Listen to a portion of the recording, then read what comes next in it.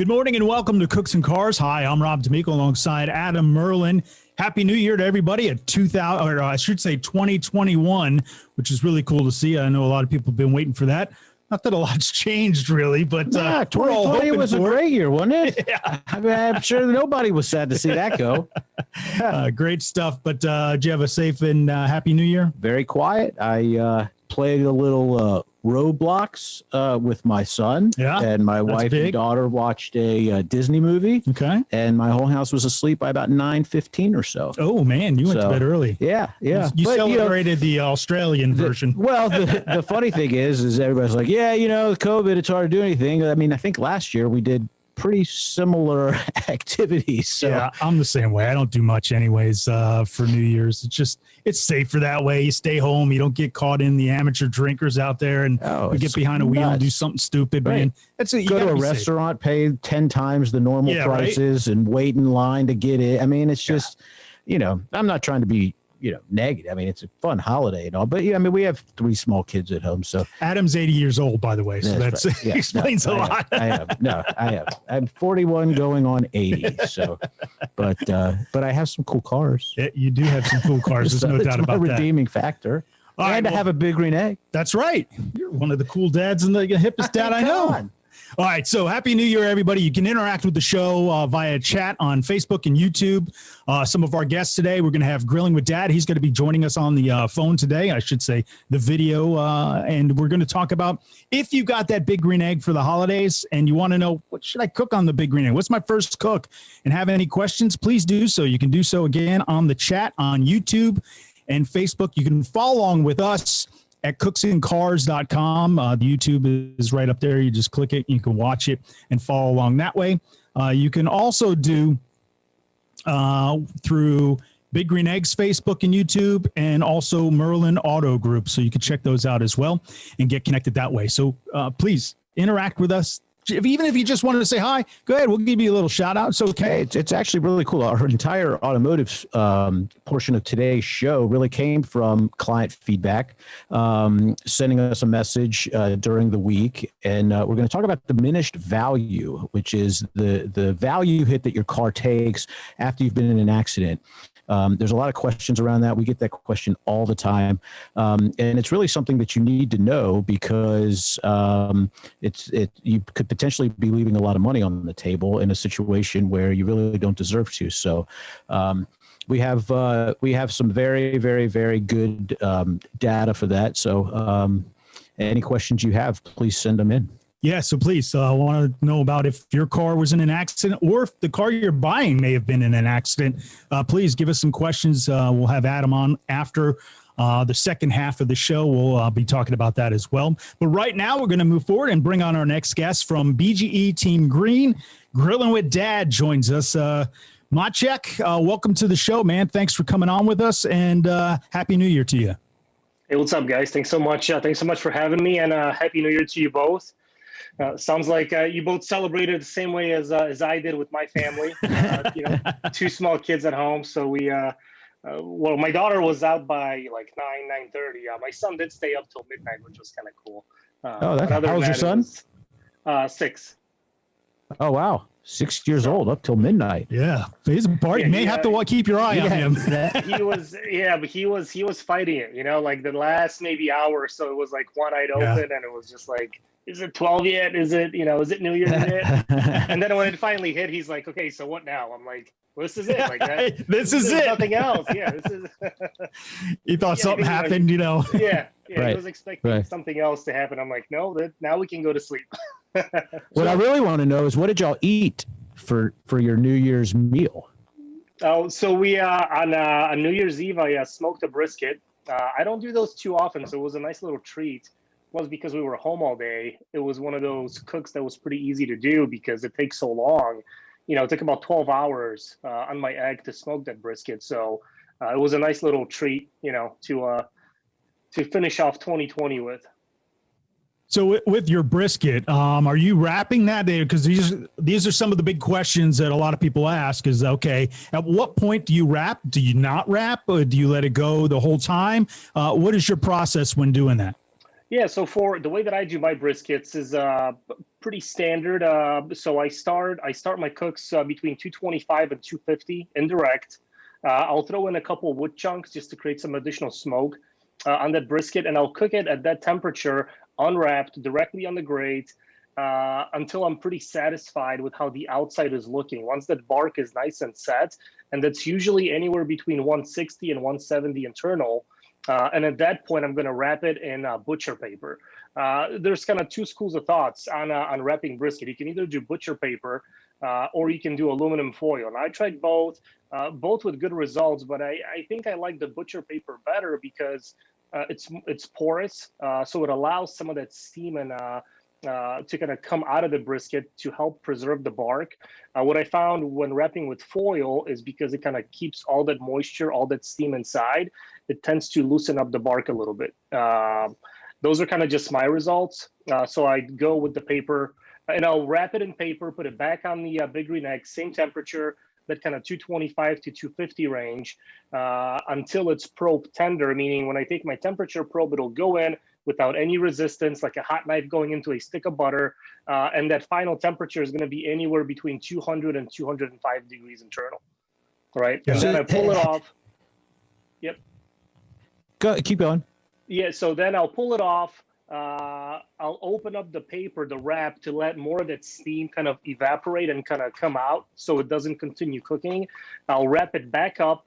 And then at that point, you want to put it into a cooler, a room temperature cooler, or your oven that's turned off, and it needs a rest for at least a good hour or two, right? At that point, it's going to kind of loosen up a little bit.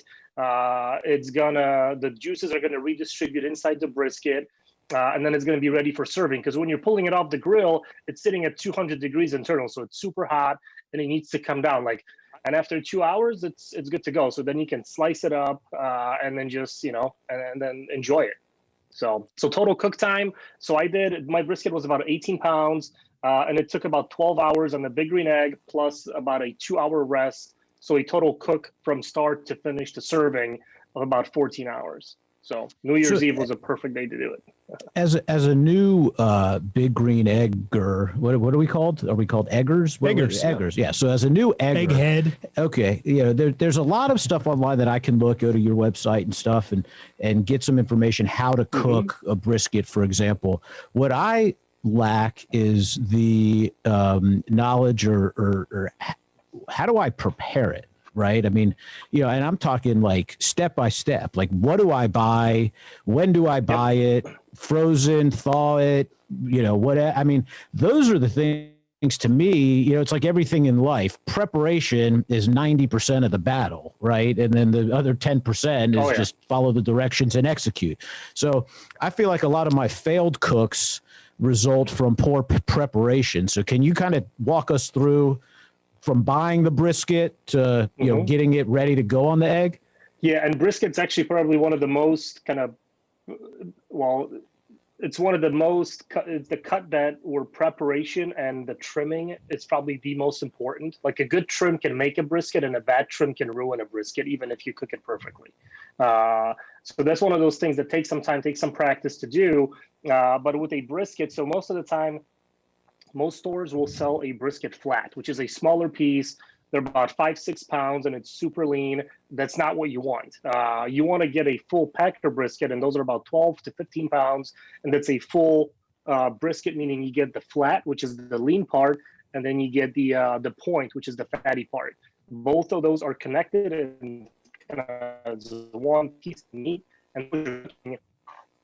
And I like doing those more because there's more marbling, there's more fat around it, which will help prevent it from drying out. All right, so most of these are going to be fresh, unfrozen. If it is frozen, you're going to pop it in the fridge a couple of days before so it can thaw out, similar to a turkey, right? If you're doing for Thanksgiving, take out of the packaging. And for the trimming, there's a bunch you can try to look, try to find even on YouTube, on my page, where kind of go through the process. But it's important to get the brisket kind of even and aerodynamic because it's such a big cut and it's sitting on the big green egg for so long. You want it to be kind of even so it cooks evenly. One part doesn't overcook compared to the other. If you just cook it as is out of the packaging, half the brisket's going to be done, half of it's going to be overcooked. So that's why it's important to trim some of the fat off, even it out, kind of round the edges on it.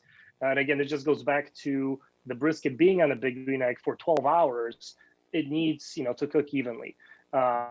Seasoning wise, there's a bunch of different ways. You can go a traditional Texas style way, which is kind of a 50-50 mix of kosher salt and black pepper. Just a nice coating on the outside, both sides, and throw it on, let it cook. You can use your favorite beef rub. You can use a barbecue rub.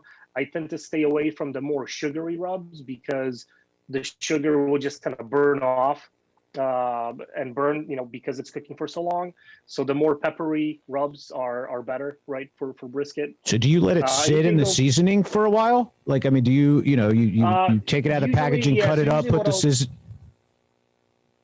Yeah, usually what I'll do is I'll season it and I'll let it sit at room temperature on my countertop for about an hour or so, because it's such a big cut. It's going to kind of start to absorb and sweat out a little bit. And that's when I go fire up the big green egg and bring it up to temperature. So my flow for doing a brisket is I'll take it out of the fridge, open it up, trim it up, season it, keep it outside or keep it on my countertop, on my cutting board, and I'll go outside, fire up the big green egg, start bringing it up to temperature. And this kind of goes back to, if you're new with the big green egg, right? One of the most common questions that I get is, how do you start it? How do you manage that? How do you know it's going to stay at that 225 to 250 range for 12 hours? That's why it's important when you fire it up for a long cook like this, is to bring it up nice and slow. You don't want to get it too hot and then try to bring it back down. It's much easier and better to start it nice and slow and have it come up to your kind of target temperature, and then adjust your air vents to keep it going.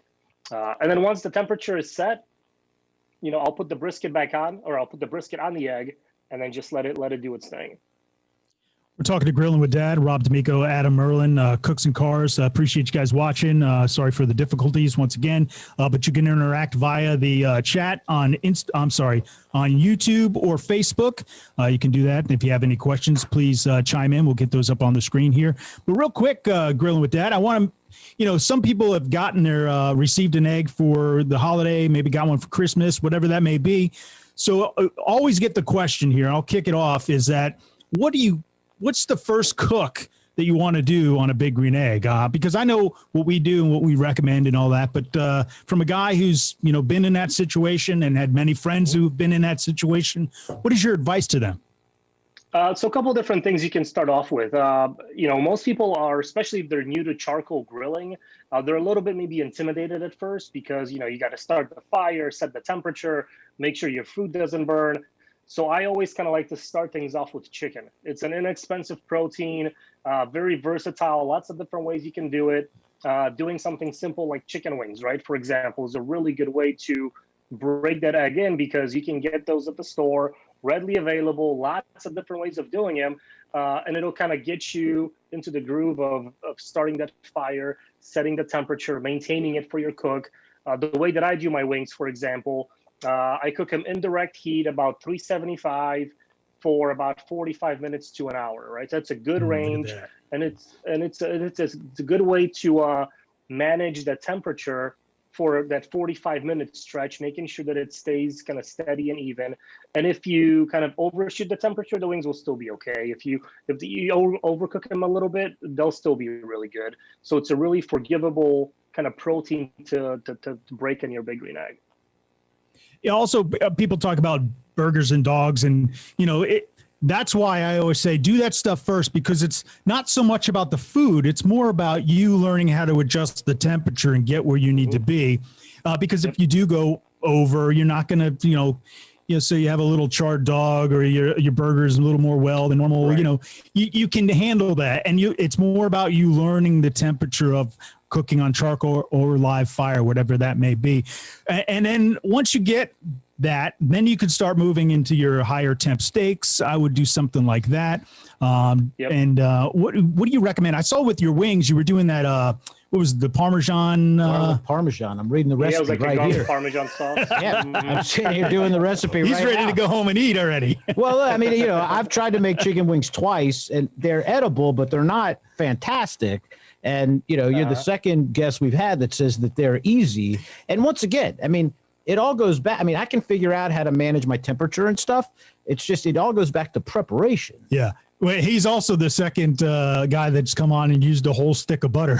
Yeah, that's part of the problem too. I refuse to do that. So that's an issue I have. And the other issue I have is something you said, which I bet happens to a lot of people. You know, I'm used to grilling on a gas grill. Yeah. So, you know, the wait time to get my temperature up Yep. and stable is something I'm not used to, and I'm not inherently a very patient person. So I tend to, you know, that thing's wide ass open in the beginning to get it real hot, and then I got to try to cool it down. Right. And that tends to be a real challenge. That's the problem. Yeah. Yeah. Hey, real quick. So give us your on the wings real quick. Okay. So wings I cook. The one thing to keep in mind when cooking wings, if you cook them directly on the grate, directly over the charcoal, all that fat that's going to come out of the wings is going to cause flare-ups, and your wings are going to burn. They're going to char up, and they're just going to not really going to be that good. So I like cooking my wings indirect, put your plate setter in, 375 degrees to 400. That's my range. I always like to kind of give people ranges on temperature because, you know, cooking at 375 or 380 or 385 is not going to make a big difference. And it's a little easier to manage a range opposed to a fixed, okay, I got to be exactly at this temperature. So 375 indirect heat for about 45 minutes, flipping halfway through. I cook those, so I'll season the wings with salt and pepper, throw them on, cook them. After the 45 minutes, I'll take them off and I'll toss them in the sauce. So that's when you can make whatever sauce you want to do. So I did the garlic parmesan. You can do buffalo. You can do barbecue. I always add my sauce at the end because if you toss your wings first, they're more likely, again, to burn because they're sitting at high temperature, you know, for 30, 45 minutes, and it's not going to be as good. So always add your sauce at the end. And if you want at that point, you can put them back on for like 5 minutes. Let that sauce kind of thicken up a little bit, right? Get more sticky. If you're doing barbecue sauce, pull them off and they're ready to go.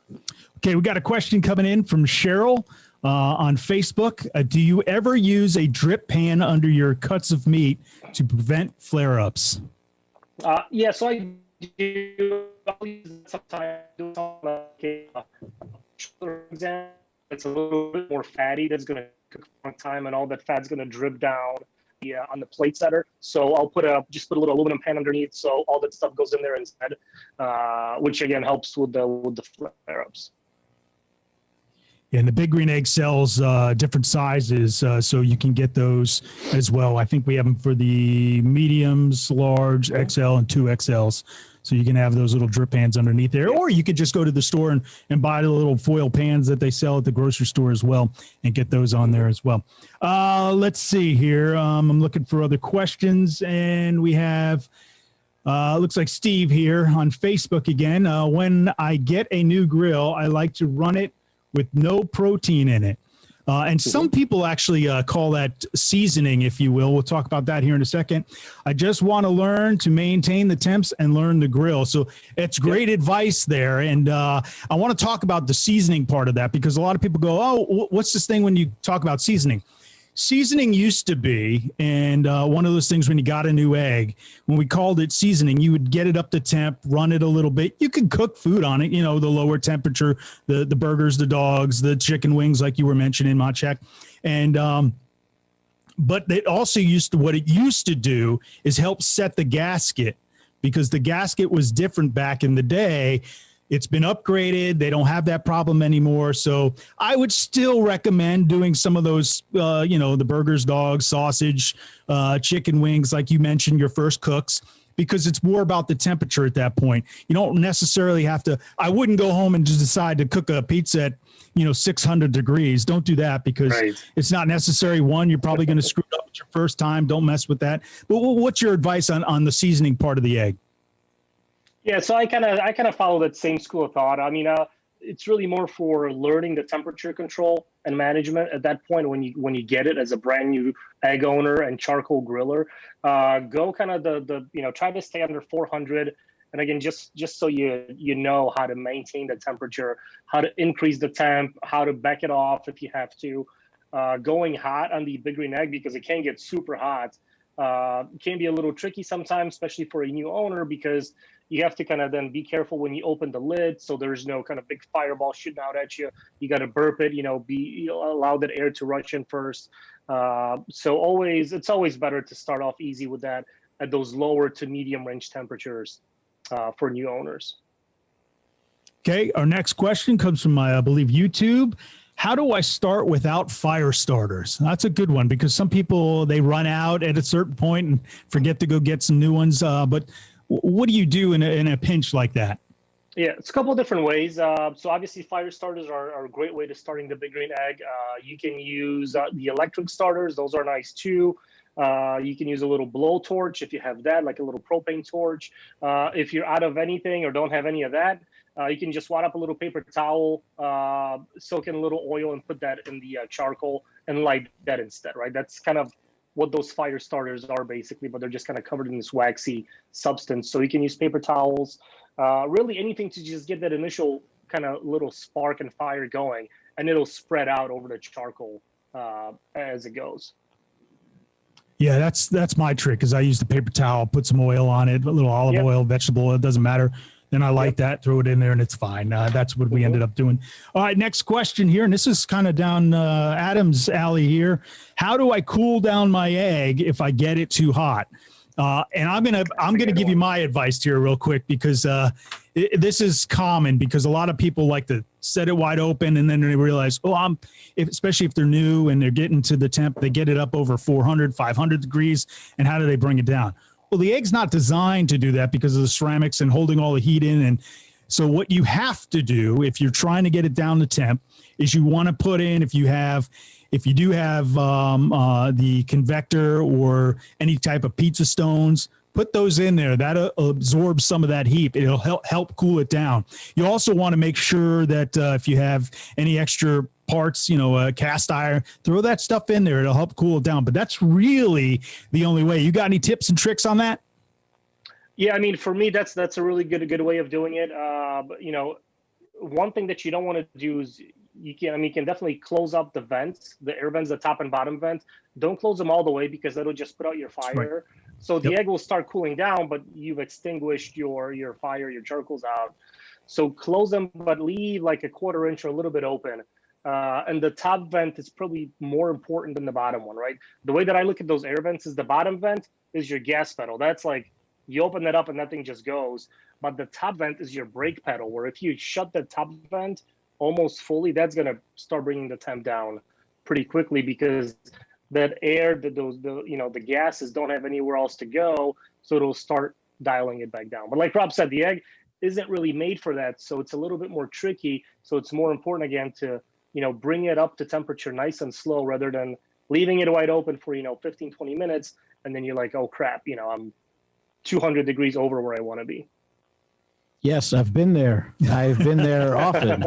But I drive the same way, gas pedal wide open, slam on the brake. I mean, that's just the story of my life.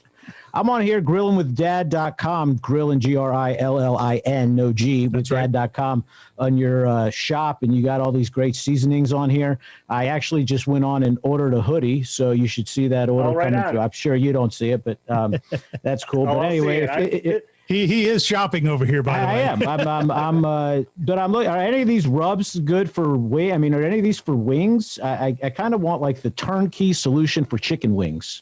Yeah. So out of all the rubs on my page, a really good one there is the Meat Church Holy Gospel, the blue bottle there that you see.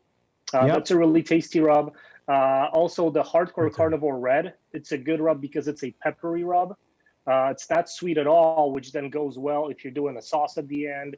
It's not going to be too sweet. Like one thing that people should keep in mind, especially newer cooks, if you're doing something with a seasoning and then adding a sauce at the end, if you're doing sweet sauce, don't use a sweet rub because it's just going to be way too sweet. Or if you're doing a hot sauce, don't do a super hot rub because it'd just be too spicy. Try to balance out those flavors, going to a peppery rub and a sweet sauce, or the other way around. So it's a good thing to keep in mind. Gotcha. Well, cool. Well, I look forward to getting my sweatshirt. I can use that now when I'm grilling, and maybe the food will turn out just as good. You have like a guarantee if the food doesn't get better while wearing your swag, then you buy back the clothes. Grilling abilities increase when you wear my merch. There you go. Green egg. That's all right. Well, he'll use it like a smoking jacket. He doesn't like to get smoke on his clothes, so he uses it like a smoking jacket. That's right. There you go. That's right. We were actually talking, the Big Green Egg should make like a suit that you wear that if you, for people who don't want to get, The smelling smoke, yeah. like smoke, Yeah. Yeah, he's one of those guys that wants to, keep his clothes nice and clean when he's out there cooking. And but some of those guys, man, will go out there and wear like a cologne, like it's a prize. I got to have that on me, That's right. Hey, real quick, got another question from Steve. How often do you clean your Big Green Egg? That's a good question. So a lot of it will depend on how often you use it. And really maintenance on the Big Green Egg is super easy. Main thing to do is to just kind of scoop out the ash from the bottom, because the Big Green Egg works so well when it has really good airflow. And as that charcoal, as that ash kind of builds up on the bottom, that'll prevent or restrict that airflow, which is going to cause temperature control to be harder. It's going to be uneven temp maintenance. So just as soon as you see that ash building up in the bottom or collecting, scoop it out. I really like using those Big Green Egg those aluminum or those metal fire baskets, or the charcoal baskets. It makes it easy to shake off that ash from the charcoal, clean it out, and then just scoop it out. And then just maybe once a month, once every 2 months, take a shop vac and really take out the ceramics from the inside and vacuum everything out. All right, before we let you go, a couple things. One, you sent us some pictures of ribs and a little surf and turf. What are those recipes? Because those look delicious. Yeah, so ribs are probably one of my favorite things to make on the Big Green Egg. I've always been a big fan of ribs, and before I got my egg, I always used to make them inside or tried different ways, and it was never really as good as I wanted them to be. The Big Green Egg is an absolute rib machine. It is super easy, very easy process. Start by kind of going to the prep for the ribs. You can remove or leave the membrane on the back. There's kind of, again, two schools of thoughts, whether you should or shouldn't remove that membrane, up to you. Season, I like to go with maybe a little sweeter rub if I'm doing ribs. Big Green Egg, 225 to 250 degree range, similar to the brisket. And I'll leave them on like this in direct heat for about 2.5 hours. That's when all that smoke, you're going to get a lot of that flavor into the meat. After the 2.5 hours or so, take the ribs off and wrap them in aluminum foil with a little butter, a little honey, a little brown sugar. That's going to create some more liquid, some more sweetness in that foil wrap. And the foil on the ribs is actually going to keep all that moisture inside and get those ribs super tender. Put them back in the foil, back on the egg, cook for about an hour, 15 minutes, pull them off. This is where you can add your barbecue sauce right at the very end. So glaze your ribs with the barbecue sauce, back on the egg for about 15 minutes, just long enough for the sauce to set, and your ribs are ready to go. So total cook time, you're looking at about 4 hours, 4.5 hours for a really tasty ribs from the Big Green Egg. All right, and then the surf and turf, you sent a picture of that. That is spectacular. That looks beautiful. Yeah, surf and turf is a really good thing to do because I like doing that with the expander accessory. So people always ask me what are kind of the must-have accessories with the Big Green Egg, especially for new owners. The expander is what allows for dual zone cooking, meaning you can have half the grill directly over charcoal and the other half is indirect heat. This is where that surf and turf comes in, because you can start your steaks the reverse sear method, meaning you're going to put them on the indirect side, bring it up to temperature nice and slow. Once your steaks are at about a 110, 115 internal, put them on the direct side of the grill to start searing them off. And that's when you put your lobster tails on the indirect side, because those take all of maybe 5 minutes or so, 7 minutes to cook. While your steaks are searing, your lobster tails are on the indirect side, cooking, coming up to temperature. Top with a little butter at the very end, and you have lobster tails and grilled steaks coming off the egg at the very same time for a surf and turf dinner.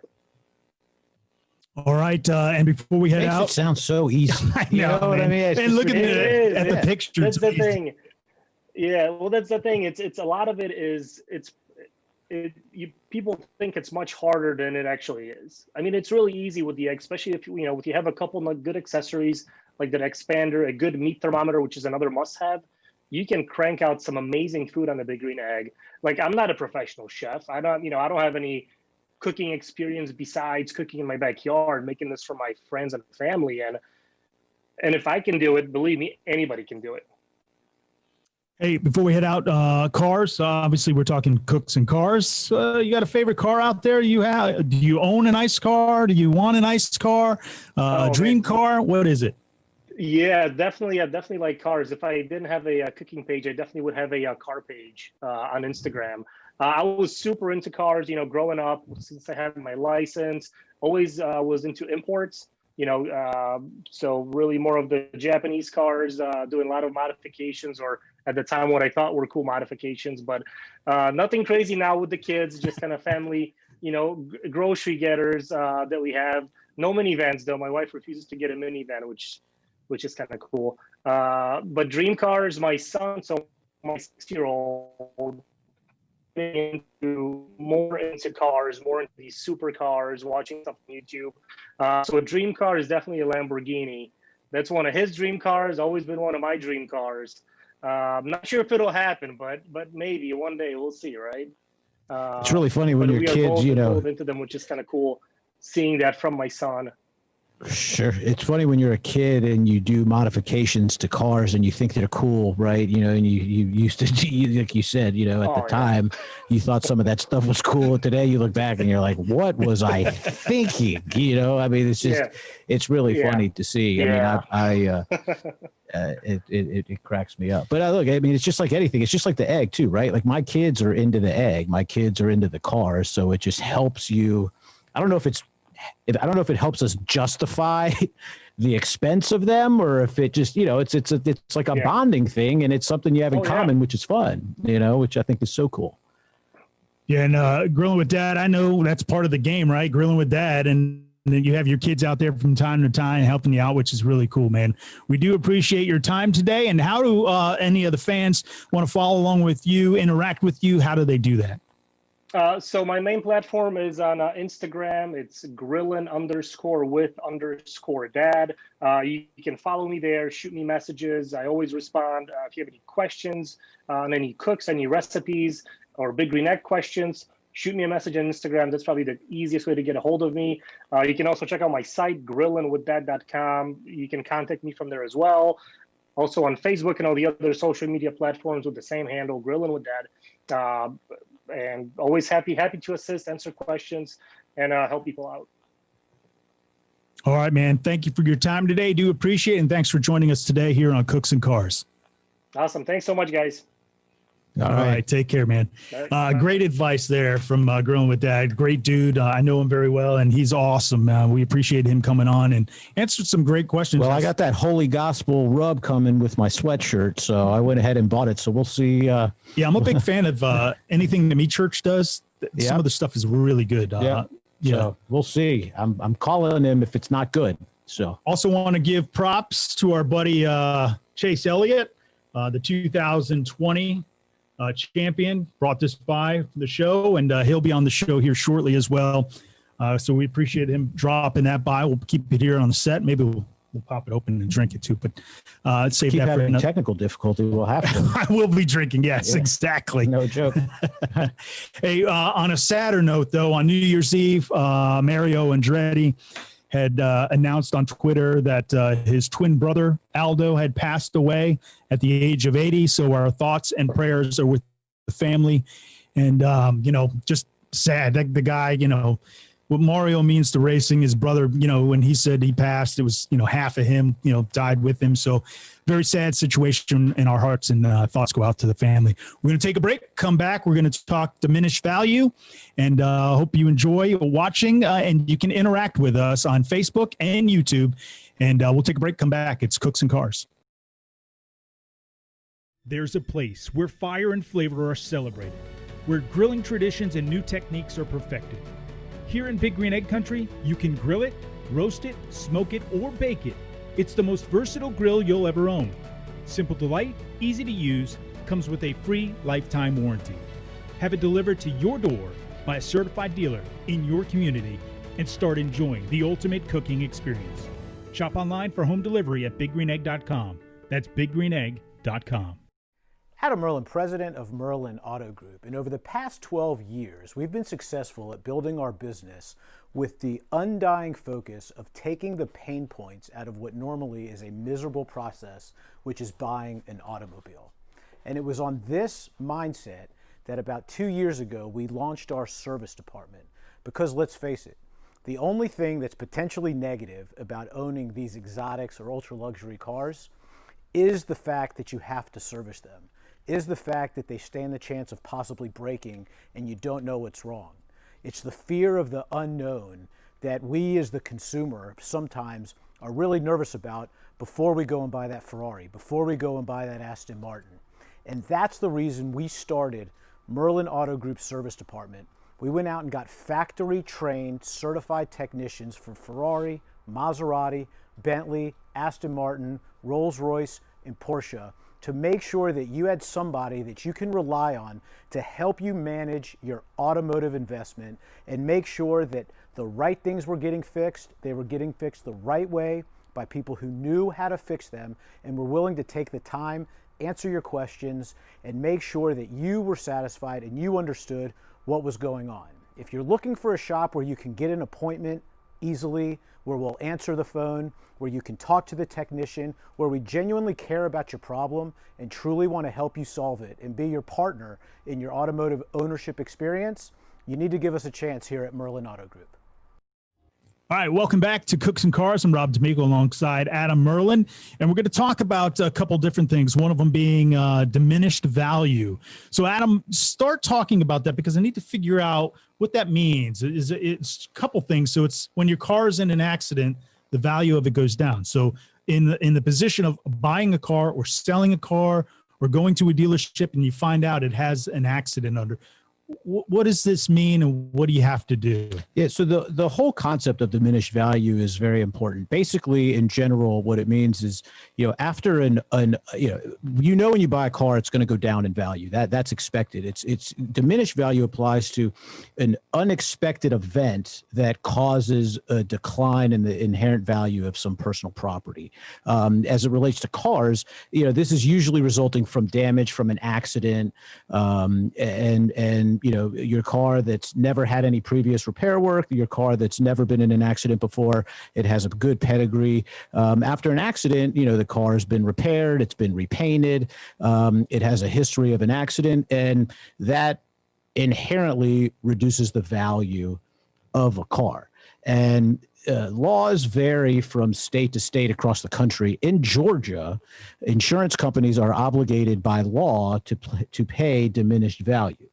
And a lot of people don't know that. The other thing that you don't know is that the amount of money that the insurance company tells you that they're willing to offer you for diminished value is also negotiable. And that's really where, that's what kind of spurred this whole discussion.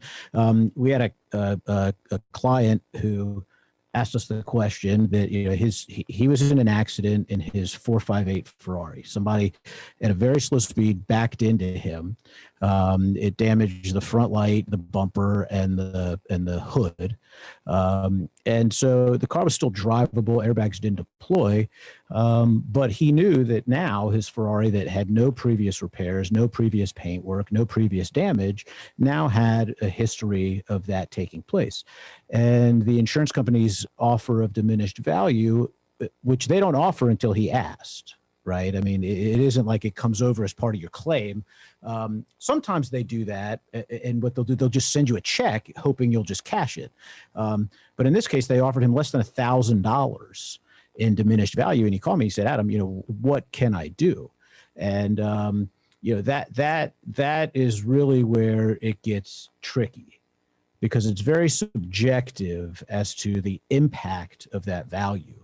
But we can all agree that your 458 Ferrari, which is, at the time it was probably a $200,000 automobile, that, a 5,000 mile 458 Ferrari being perfect and having no damage history, now having a hood replaced, a headlight replaced, and a new bumper, Why? Here's my thing with this is that let's say a tree falls on your house, right? Right. You got to get new siding, you got to get new shingles, new roof. They put it back together. It's now better and their value actually goes up. How does that not work the same way? It's like the opposite. So you sound like the insurance companies, right? In this case, they said the car's actually better now than it was before because you have a new hood, you have a new bumper, you have a new headlight. Right. So instead of the stuff being 3 years old, now the stuff is brand new. Well, the thing is, and we've talked about this, especially, look, diminished value is very, like I said, it's very subjective, and it also depends on the car, right? With Ferraris, with exotic cars, there's a huge element of originality that takes into account when you're valuing the car. Your Honda Accord that's 5 years old, that gets in an accident, you replace the hood, you replace the bumper, you replace the lights. Is there really a diminished value? The car's worth 15 grand. The car's not worth $5,000 now. Does it really make that big of a difference? Depending on the severity of the damage, it really doesn't. In those cases, when it makes a big difference is if there was any kind of structural damage, which could then compromise the safety or stability of the automobile. But when you're dealing with exotics and collectibles and stuff like that, we always talk about the originality of the car, which is so important. And that's really what is the most impactful thing to the value. It's then the lack of originality, and it's the vehicle history report that then says the vehicle's been in an accident, because there's a huge percentage of the population that simply won't buy a car that's been in an accident no matter what. I mean, It doesn't matter. It's amazing. And we talked about this last week. I think it was last week or the week before when we were talking about the Carfax reports. You could be sitting at a traffic light, somebody's foot slips off the brake and they tap your bumper because you're over in an abundance of caution. You call the police, you file a police report. Your car now has a Carfax report. There's people out there who would never buy your car and it didn't sustain any damage. Yeah. I mean, it just simply has a police report that says somebody touched it at 2 miles an hour. Whatever. Yeah. Right. So you may not have had to change a thing on the car. Zero. But now that it has that, there's fewer people that'll buy it. The ones that will buy it will require a discount. Right. And so it's the loss of value. Right. My car was worth $200,000. Now it has damage history. Now the best I'll get is $180,000. You're entitled to that $20,000 loss. The hard part is proving it. Right. Yeah. And that's where the insurance companies who have lawyers on staff and, they fight this stuff all day long. They're very quick to tell you there is no diminished value. Your car's actually better than it was. And again, if you follow what the insurance company tells you, you're going to end up really taking a lot less than you should. So it's important you call somebody, you get an expert in diminished value or simply, somebody like us that knows values and interacts with these things all day long to help give you a gauge of what you should be expecting. Yeah, I'm not one of those guys. So let's say something shows up and it's got an accident on it. I'm looking to buy it. I'm not one of those guys that shy away. What I will do is go look at the car, pop the hood, the trunk, door jams, make sure paint matches, the everything lines up. Because that's when you run into problems. If stuff doesn't line up or you got paint that doesn't match, it just kind of looks goofy. And not that it's anything bad. You also look for the ripples and, if there's body damage and they try to cover some things up.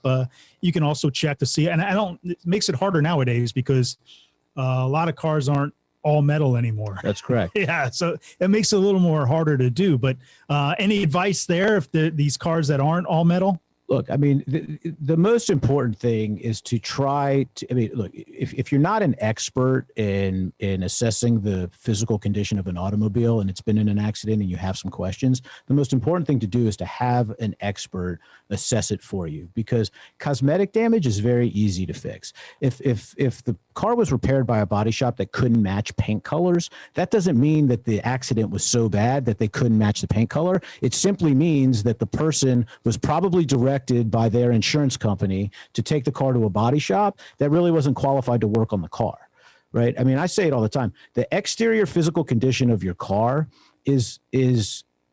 it's important, but it's less important than the interior physical condition of the car, because if you destroy the interior physical condition of your car, it's almost impossible to redo the entire interior. Yeah. It's not very hard to paint an entire car. Right. So when you talk about, doors not lining up and different gaps and stuff like that, you need to figure out why. And if it's because the car was fixed by a shop that doesn't have the precision tools to do it, especially when you're talking about specialty and exotic cars, then, you can get that stuff fixed and it's not a big deal. If it's because the frame of the car has been shifted and it's, that the car is no longer, plumb, for lack of better words, then that's a totally different ballgame. And that's a car that is the diminished value number on that car is going to be staggering. Right. I've actually been involved in a diminished value claim with a client where it wasn't the amount of damage that was done to their car that made it where it was a total loss. It actually was the diminished value claim that was going to result that took the entire claim beyond a point where it made sense to fix the car and they needed to total the car out, which is actually interesting if you think about it, because it was actually less expensive for the insurance company to just pay the total loss value of the car than to fix the car and then be subject to the diminished value claim. And that was because the car had some structural damage that might have never been fixed properly, which really would have just destroyed the value of that automobile. All right, we do have some questions, but it looks like you may have answered this question. I'm looking at buying a Maserati that shows it was in an accident according to the Carfax. If you want to go back and listen to the Carfax conversation we had last week's show, episode number 4, had a lot about Carfax in there. But is it a huge mistake to even consider buying that car, that Maserati that has been in an accident? So it's definitely not a huge mistake, but again, and this goes back to diminished value and why there's diminished value, right? Like no person in their right mind is going to pay the same amount of money for a car that's been in an accident as one that hasn't been in an accident, right? It's no different than when you go and you're looking to buy a refrigerator and there's like a scratch and dent sale or something, it has an imperfection. You go to Restoration Hardware and buy a dining room table. I mean, I did this. I bought a dining room table that had a scratch on it, and literally instead of paying however many crazy thousands of dollars they wanted for it, it was $200. Yeah. I mean, it's $200, and I was like, I could care less about the scratch, right? So, there are a lot of times where it's a real value to do that. But again, it's so important to know, it's impossible to know the extent of the damage every time. It is not impossible to figure out what panels have been painted, if something's been replaced. But most importantly, you need to make sure that the structural rigidity of the car is intact. I'm willing to try anything once. Cars that have had major structural repairs, I've never tried before, at least not on purpose. And that's something that I would shy away from. All right, next question is, can I still get diminished value even if the damage on my car was not severe? Yeah, so you can. So insurance companies, that's a great question. Insurance companies may not, may tell you differently. But again, now that the car has a history of an accident, right, that inherently makes that car less valuable in the marketplace because there's fewer buyers. And like we just said, somebody who's willing to buy a car with a history of an accident report is going to want some kind of value or price concession, which ultimately takes your car from being worth X to being worth X minus whatever that concession is to make somebody buy it. Now, the challenge is that's a very subjective value. Right. So how do you prove to the insurance company, and the onus is on you to prove to the insurance company what that value really is? Now, if you just happen to have your car appraised earlier in the day before you had a car accident, right, and then after the car's been in a car accident, you can call back that dealership and say, hey, I want to do my deal, but my car was in an accident. And they say, oh, well, I'm sorry. Now, instead of your car being worth 50 grand, it's now worth 40 grand. You've realized $10,000 in diminished value. You can prove that in a court of law, and you will win that $10,000. Now, the likelihood of that happening, it happens. Trust me. I mean, it's happened to us before. Really? Where, we've had a deal. A guy drove home that night, got in an accident, wanted to come back the next day and trade the car. And look, I mean, your car's just not worth the same. Yep. And so, but he's entitled to that money. So. We could sit here and talk for 3.5 hours about how to do it and how to get appraisals and stuff like that. But it really is something that you need to be aware of. It's something that you need to understand that you are entitled to. And in the state of Georgia, it is a law that the insurance company has to pay you. Now, they're going to tell you there's a formula that they use. And I see that right now. We have another question coming in. I'm trying to get diminished value from the insurance company, and they told me based on the formula they use, I only get a very small amount of money. Is there anything I can do? And I actually looked this up, and I'll let you answer this question because I don't know the answer, but they do use a formula. It's like 17C or something they call it. And what is this formula they're talking about? Yeah, so they do have a formula that they use that allegedly takes into account all the factors, and it's something that, you know, their actuaries, I mean, it's an insurance company, right? So they can predict the future. So, you know, it's a mathematical formula based on averages that they've determined that this is the actual real value loss, right? And again, the onus, the burden of proof to increase this claim is on you. So can you do something about it? Absolutely. I mean, you could take it down to litigation if you want to, but you are going to have to find a way to prove that the actual diminished value is greater than the formula that they're using. And oftentimes this requires enlisting an expert appraiser to appraise your car, or this or this requires enlisting an attorney who may end up actually filing a lawsuit against the insurance company. You know, and what the insurance company really banks on is that you're not going to go to those lengths and you're just going to take whatever it is that they offer you and go away. But if you have an attorney that'll file that claim, you know, and the insurance company knows this too. I mean, you're going to end up paying the attorney, you're going to end up paying the appraiser. And then by the time you do all that, right, you could get 3 times the money from the insurance company, but you're going to end up netting less by the time you pay for the appraisal, by the time you pay for the attorney. So you may be better off just taking the first offer.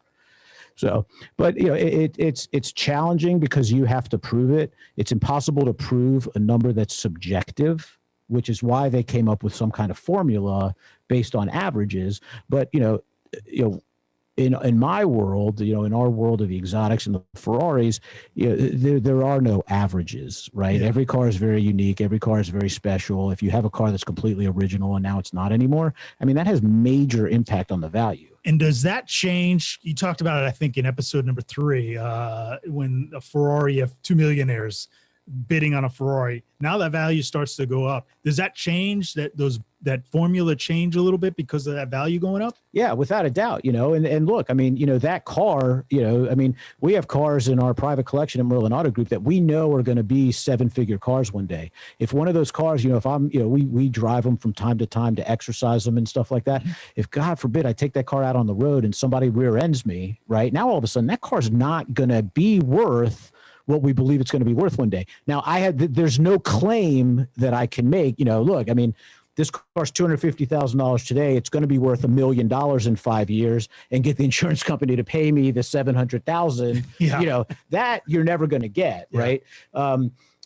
The other thing that insurance companies tend to argue on older cars, you know, a lot of older cars are fully restored. A lot of older cars do have non-original paint, yet they're still collectible. So you can argue, or you can try to make a point that the diminished value is not that significant because, you know, we talked about, you know, like an 1986 Ferrari Testarossa. When that car came from Italy, the paintwork was terrible, right? Over the course of 40 years, 30 years, whatever it is, 36, 4 years, right? The reds faded and, you know, the scratch, you know, so somebody's already repainted the car. So the car's already not original, right? Yet it's still going up in value. So, you know, if you have a light ding somewhere, you know, and you have to have some body repair, you know, an insurance company is going to argue that the diminished value is not nearly as great as you're going to argue. And where we're going to argue that from is it's the impact to the history of the car.